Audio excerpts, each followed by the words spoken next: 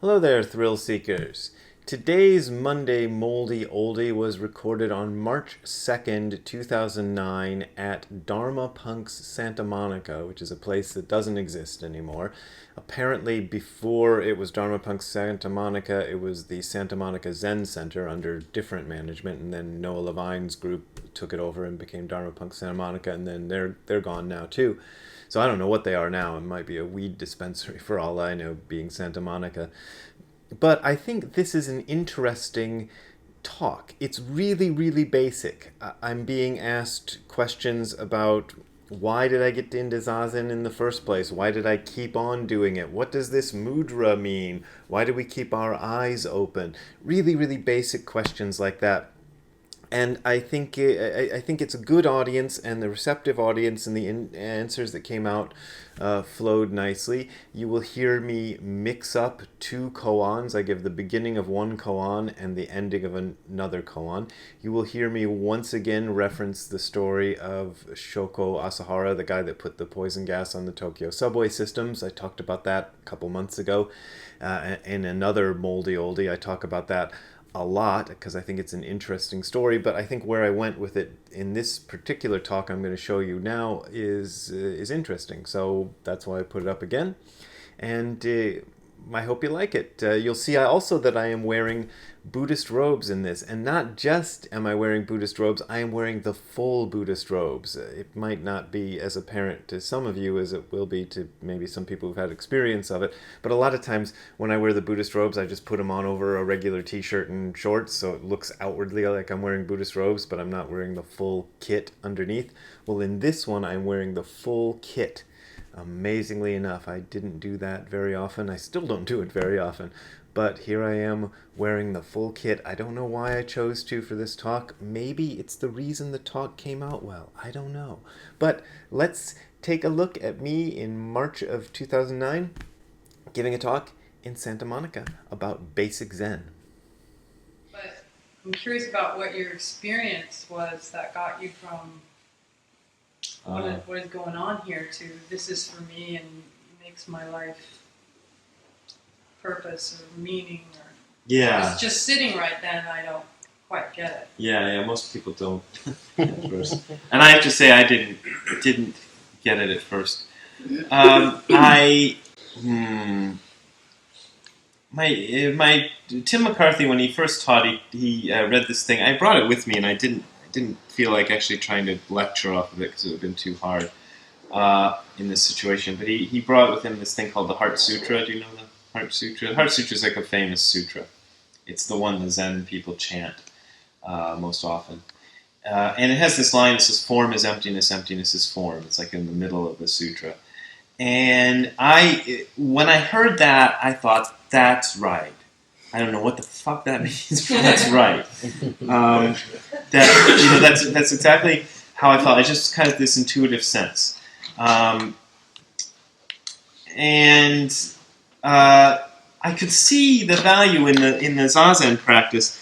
What was funny about it is, I do it, and Tim would say, do it every day. The most important thing to do if you're going to do Zazen practice is to do it every day, even if it's just 5 lousy minutes. And I was in bands at the time, and sometimes I'd come home at 4 in the morning and just be completely exhausted carrying. I never had roadies or anything, carrying my own amps and all this crap.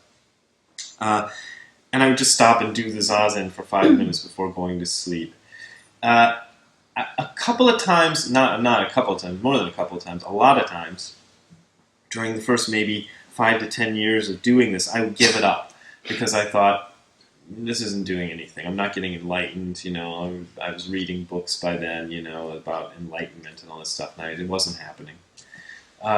So I thought, well, this is a big waste of time. I'm going to give it up. And so I'd stop, and as I stopped, day by day, I would just start feeling lousier and lousier and lousier until I'd be like, well, what's different, now than 10 days ago? Well, I haven't done Zazen in 10 days, so I'd just do it. I'd start doing it again. And it became like a habit, like that.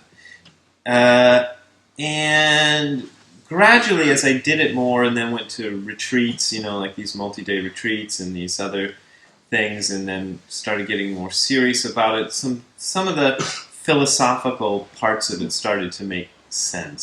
Some of the things I'd read started to actually have some relevance. But that took a long time. Initially, the reason I practiced was just to not feel like shit all the time. It helped. It helped kind of restore a certain balance, because in Zen teaching they always talk about balance, and it took me a long time to get this. But the balance is not just. There's also the teaching that mind and body are the same thing. So the balance isn't just mental balance or some kind of symbolic balance. It's actual physical balance. But by establishing that physical balance, you also get your brain into balance too. I don't know really why. I have some kind of suspicion why, but it just puts everything together. There's probably a good reason for that. It's just sitting still for a while. Just everything's got no choice but to be still. Or even if it's moving around, it doesn't have anywhere to go. All this stuff you got in your head just I've gone to a lot of retreats where I felt like I'm just going to go absolutely insane, or I'm just going to have to move. I'm just going to have to go do something. I'm going to have to run screaming out of this zendo right now. But then you don't, because there's a whole bunch of nerds around you doing this. And you don't want to run away, there's all these nerds next to you sitting there. You just sit there anyway, even though it's just going.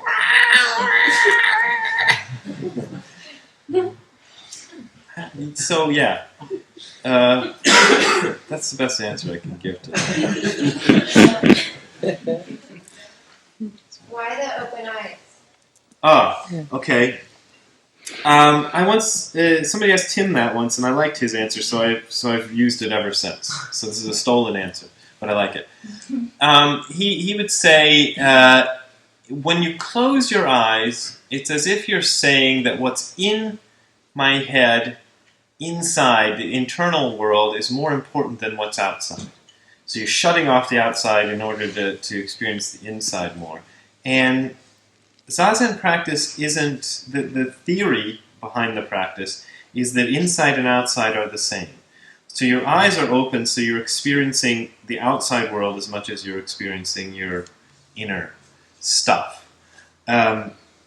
Hopefully to the same degree. And that's also the reason you're staring at a wall or a neutral object, like somebody's back. How neutral that is, I don't know.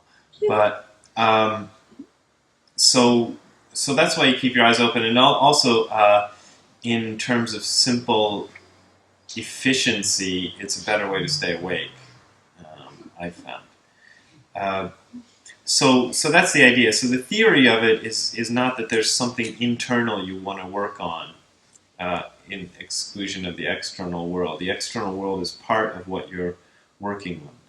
But you're also acknowledging that you do need to face something more internal, which is why you're facing the wall and not a mandala or something like that. I don't know, some of the other traditions use. For the way you're holding your hands, are you like resting them on your stomach, or are you holding them out in the air? No, I'm sort of resting them on my lap. If you're doing the full lotus position, if you're doing it better than I do it, you can rest your hands. This is what the monks do: rest their hands right on their heels. So you're actually kind of just letting it go. And there's kind of a saying that if you're thinking too much, it's a mudra. It's called a mudra. Your mudra will go like this, and if you're falling asleep, your mudra will go like this. And I found it to be pretty much true. It's a good indicator. One of the things I kind of like about it is it's a good indicator of where your practice is going, because it's like one of the first things to go. It's like the canary in the coal mine or something. It'll go, and by noticing that this has gone bad, then you kind of go, oh, I've got to get back to It's like keeping the circle. If you lose Yeah. the circle, you're not staying. Yeah, it's just it's a nice indicator, and it's in one sense it's kind of arbitrary, but in another sense, like when you're practicing with a group, it helps to have everybody do the same thing. It just feels right, you know. I'm not big into conformity, but conformity does have its place, especially if you're trying to do this kind of a practice. So. I read a lot of these stories, and the stories kind of go like this. The student asks the Zen master a question, Yeah. and the Zen master hits him over the head, and then the student is instantly enlightened. Yeah. Like, what am I missing there? Yeah, nobody's ever hit me over the head and enlightened me, so I can't tell you. Some of those koans, the koan stories, some of them are trying to demonstrate that sometimes the student is getting too much into a conceptual thing. This happens with Zen students a lot. Is you're always like, well, what about this and that, this and that, this and that, and sometimes the teacher just goes bang, you know, and then that shifts the student out of that way of thinking. There's a famous story about the Zen teacher who's this guy who's a student of Zen, and he's talking to his teacher, and I forget how the story begins. He's having some kind of discussion. He just feels like he's not getting it, and he leaves the temple. And as he's leaving the temple, he stubs his toe on a rock, and it's just like, wow, you know, like that. And all of a sudden, that's his like moment of experience. So the stubbing his toe on a rock was an actual physical thing. He was probably really, really deep in thought at the moment that he stubbed his toe on the rock, and that brought him into contact with the real world. And he kind of went. I may be mixing a couple of koans, but yeah, I'm going to tell it this way anyway, and then it'll become a tradition, right? That's how it works. So he goes back to his teacher and says, "Why didn't you tell me about this?" And the teacher says, "Well, if I told you about it, you couldn't have figured it out for yourself." So it's not that there's any sort of magic bang on the head that gets you an enlightenment experience, but it's usually indicating that there's too much stuff going on. You know, I've had it. Neither of my teachers ever hit me, but they would sometimes say things that were kind of the equivalent of it. I had one experience where I had what seemed to me an amazingly profound experience. I wrote about it in one of my books, but I just felt like I'd experienced the whole universe as oneness and all this crap that you read about in books, and it was beautiful, and I was all cosmic, and it was great. And I told that to my teacher, and so to back up a little bit, I worked up until January 1st this year. I worked for the company that made a show called Ultraman, which is created by the people who made Godzilla. So that was the industry I worked in. And my teacher said, "Well, you work in science fiction, so you have a good imagination." And I just had this like profound experience. And he says, "Oh, it's just that science fiction imagination." I was devastated by that. I was just like, "Oh, my brother, I was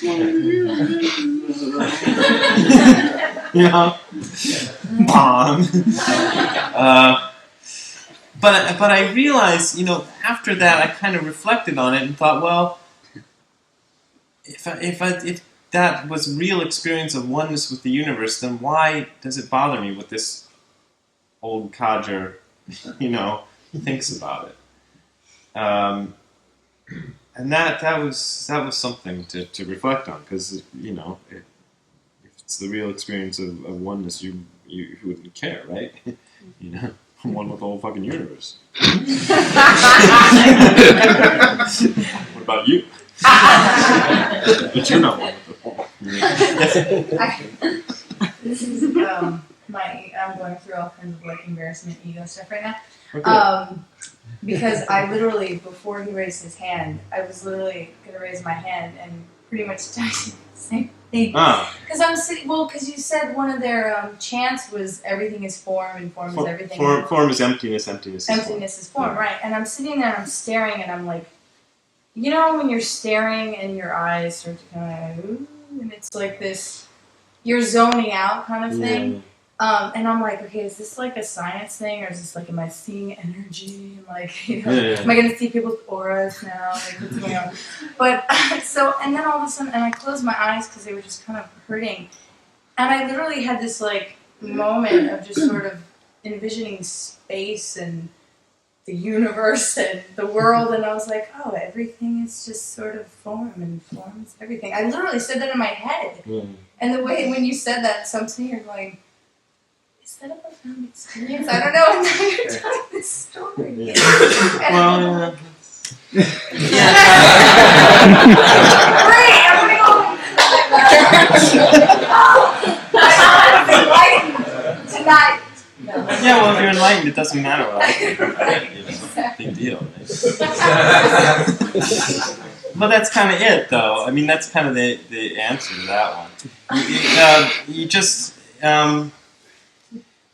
Zen is kind of famous for that in that a lot of these stories you hear is like somebody having a profound experience and their teacher telling them, you know, go soak your head. There's a lot of stories that go that way, and that's kind of par for the course. There's one. I read this article when I was in Japan during the when Om Shinrikyo let off the sarin gas. In the subway systems. I don't know if anybody remembers that. I think it was 1995. Like 12 people were killed and a bunch of other people were injured when people were stampeding out of the subway station. And they were a religious cult, right? And there was a story that came up in the papers a few years after that about this guy who was a Zen priest who happened to have a temple in an area where a lot of the former members of the cult lived after this, and the former members of the cult, you know, a lot of them were, you know, reasonably sincere, spiritual sort of people, who were just kind of cast adrift, you know, after their leader did this. You know, they weren't directly involved or whatever, and were looking for something, so a lot of them came to him. And because a lot of people came to him, this priest decided he'd read some of the books written by the cult leader, Shoko Asahara, who did this thing, you know, who spearheaded the sarin gas attack. And he read them, and there were a lot of these spiritual experiences described, and the Zen teacher said he'd had a lot of the same experiences, only every time he'd had one of those experiences, he brought him to his teacher, and his teacher told him, shut up, you know, get back to practice, that don't worry about that. And that's what kept him, like, on the right track from going off the deep end. And the problem with Asahara is that he'd had these experiences and believed them. Because you can have a real experience of, you know, of true profundity or whatever. Your ego can grab hold of anything, absolutely anything, including a real experience with oneness of the universe or whatever. It'll just go on, I'm one with the universe, hey! You know? Look at me! One with the universe! Hey! I'm gonna walk around on Venice Beach going, I'm one with the universe. You know? So yeah, I think a lot of the... I'm not a big fan of those experiences, or of fixating on those experiences because of the danger in it. Because it's kind of worse.